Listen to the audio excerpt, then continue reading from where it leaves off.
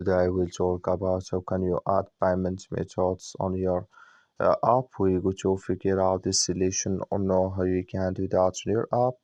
So you just follow these ways, then it's going to work with you.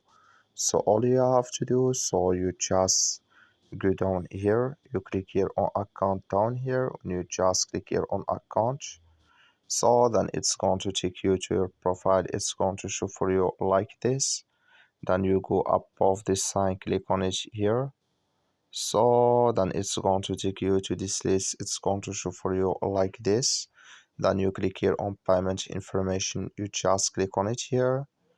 Then you come to accept. Then here can you scan your card, and here can you follow all this list here about your card information. So when you're done, just click here on done here. Then it's going to add with you. That's all you have to do. That's all. Thank you for watching. Don't forget to support us by liking and subscribe.